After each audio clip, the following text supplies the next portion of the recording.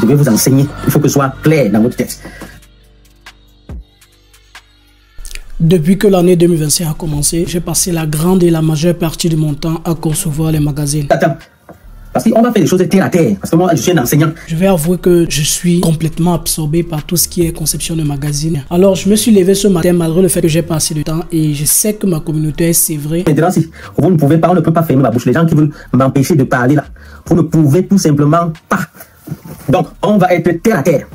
Je vais partager avec vous en quelque sorte mon process créatif dans tout ce qui est conception de magazine. Alors, lorsque tu veux concevoir un magazine, ne te casse pas la tête. La toute première des choses qui va te faciliter la tâche et qui va te faire tellement gagner en temps, c'est l'image que va t'envoyer ton client. Alors, tu dois demander à ton client de t'envoyer un modèle photo qui a été capturé par un photographe hyper professionnel. Parce que là, il y aura tellement d'étapes que tu dois sauter. La photo t'est envoyée de qualité. Et n'oublie pas, un magazine, la plupart du temps, c'est pas pour partager sur Internet, non. Donc, c'est pour être imprimé et être arrêté avec la main. Raison pour laquelle, si tu peux concevoir ton magazine sur InDesign, tu le conçois. Parce que InDesign a cette capacité-là à conserver les propriétés vectorielles de nos fichiers. Mais dans le cas où tu ne peux pas concevoir avec InDesign, ce n'est pas grave. Même avec Photoshop, tu peux, ou Illustrator. Mais le recommandé pour les magazines, c'est InDesign. Bon, maintenant, il peut arriver que tu ne préfères pas Photoshop. Là, c'est pas un problème. Donc, moi, je pense que la majorité des designers sont à l'aise. La majorité, c'est Photoshop. Alors, ici, s'il vous plaît, partagez cette vidéo à d'autres personnes afin qu'ils aient la connaissance. Lorsque tu es face à ce genre de... Chez nous, en Afrique et autres, on travaille sur un format A4. Donc, ça veut dire, la toute première des choses que tu dois faire, c'est définir ton format A4 pour un plan de base. Pour les raisons de tutoriel, on va se concentrer uniquement sur le design de la cover. Parce que, après avoir designé la cover, tu peux designer autant de pages que tu veux. C'est la cover qui fait en sorte que lorsqu'on tient le magazine en main, on est fier, on sent vraiment de la qualité. Raison pour laquelle l'image qui doit être sur ta cover doit être une image prise par la qualité. Envoie ton client. Premièrement, je suis un photographe. C'est une étape à ne pas décider. Une fois que ton client finit sur le photographe, il revient vers toi, il te donne l'image. S'il te plaît, t'envoie pas l'image par WhatsApp. L'image doit être envoyée par mail ou bien par transfert. Au pire des cas, par document WhatsApp. Parce que c'est cette image-là qui va définir en quelque sorte la qualité finale de ton rendu. Une fois que l'image est donnée, toute première étape, retire d'abord ton image du fond. Je te demande de retirer ton image du fond. Partagez la vidéo également, les amis. Partagez également pour informer d'autres personnes. Quant à moi, pourquoi? Parce que ça va te permettre de pouvoir éliminer les couleurs parasites à ton image. Une fois que tu as retiré l'image de fond, les amis, si c'est la première fois qu'on le suit, je vous prie de vous abonner, les amis. Et constatez qu'il y a plusieurs personnes qui passent sur ma chaîne, ils voient le contenu intéressant, mais ils partent sans s'abonner. Ça ne vous coûte rien, les amis. Abonnez-vous, s'il vous plaît.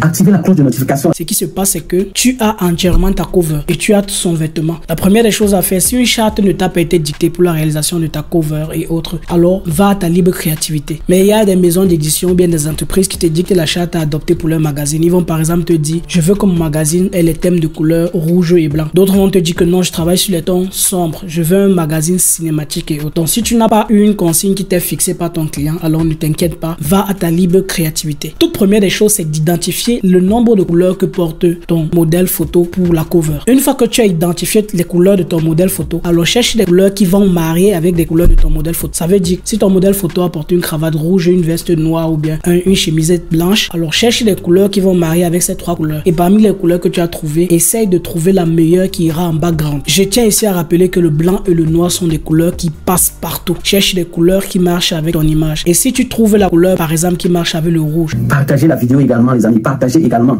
Mais ne marche pas avec un autre élément de son habit. Alors tu peux laisser tomber, tu peux aller sur du blanc ou sur le noir par défaut, ou bien le noir reste toujours des meilleures portes de sortie pour notre design. Alors là maintenant, la seconde étape, elle est simple et c'est celle qui devient plus intéressante. Tu dois trouver des couleurs de background de ton magazine qui marient avec le modèle. Ainsi détourer, tu détours d'abord ton modèle. Je sais que parfois tu as peur de détourer avec l'outil plume et autres, mais mon gars, laisse d'abord l'outil sélection rapide là. Tu viens travailler avec l'outil plume, c'est la base. Une fois que tu as détouré avec l'outil plume, identifie les couleurs de ton cover, bien de ta cover, essaie de créer un background qui va marier avec les couleurs de ta cover. Une fois que tu as résolu le problème et le titre de ton magazine doit être artistique, ne prends pas une simple police comme Montserrat, tu écris et tu restes tranquille. Non, ça ne marche pas comme ça. Si tu veux écrire le titre de ton magazine, tu dois l'écrire et lui mettre des effets. Moi personnellement, j'aime beaucoup travailler avec des effets dégradés qui permettent de donner un côté artistique et cinématique à notre objet. Quand je parle d'objet ici, je parle de typographie. Une fois que j'ai designé en quelque sorte le titre de mon magazine, ma cover, j'harmonise ce titre là avec le background et la photo de profil. Une fois que tu as harmonisé l'ensemble, il est important de mettre les autres éléments sur le visuel. Alors, une fois que tu as défini la première typographie qui est pour le titre de ta cover, aucune autre typographie ne doit la dépasser, ne doit la dominer en fait. Toutes les autres typographies doivent être en dessous. Et sache qu'un magazine, ça ne se fait pas avec des gros objets, avec des gros éléments, non. Essaye d'être d'être simpliste, sobre et minimaliste. Une fois que tu as designé en quelque sorte déjà ton titre, le reste des éléments peut venir en sous-couvert. Alors après avoir terminé avec tout ce qui est éléments typographie et autres, essaye d'habiller tes typographies, que ce soit avec des dégradés, des petites ombres portées ou bien des effets comme contours et autres, si possible. Sinon, si tu utilises les contours et les dégradés, utilise-les de façon très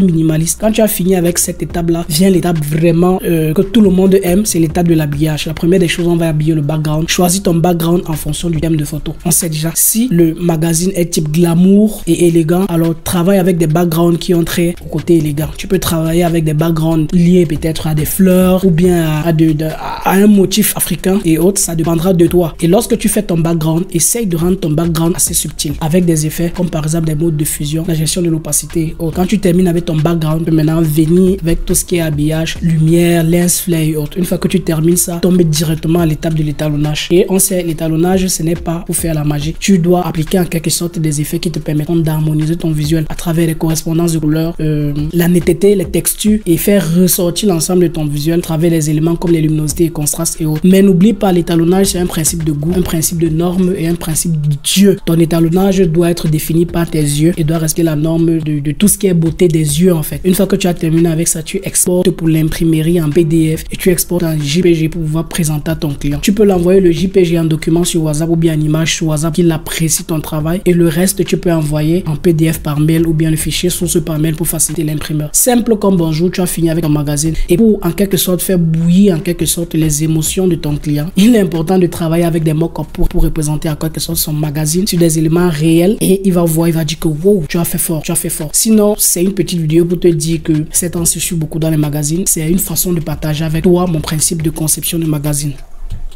Je reviens vers vous à la prochaine vidéo avec un deuxième point. Les amis, si c'est la première fois que vous nous suivez, je vous prie de vous abonner, les amis. J'ai constaté qu'il y a plusieurs personnes qui passent sur ma chaîne, ils voient le contenu intéressant, mais ils partent sans s'abonner. Ça ne vous coûte rien, les amis. Abonnez-vous, s'il vous plaît. Activez la cloche de notification, la petite cloche qui est à côté, pour être avisé de mes prochaines vidéos. Likez également le contenu si cela vous a intéressé. Partagez la vidéo également, les amis. Partagez également pour informer d'autres personnes. Quant à moi, je vous dis à bientôt.